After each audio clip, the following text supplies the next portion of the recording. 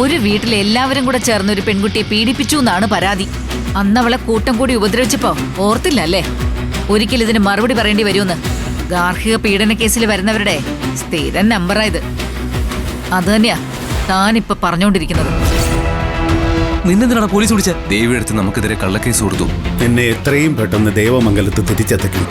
അതിന് നിയമപരമായി എന്തെങ്കിലും സഹായം കിട്ടുമെന്നറിയാൻ വേണ്ടിയാ ഞങ്ങൾ പോകുന്നത്.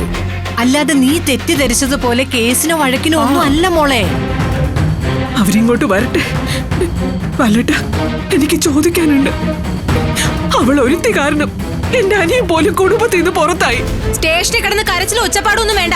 പരാതി കിട്ടിയത് കൊണ്ട് മാത്രം ഞങ്ങൾ കുറ്റക്കാരാണെന്ന് തീരുമാനിക്കാൻ പറ്റില്ലല്ലോ.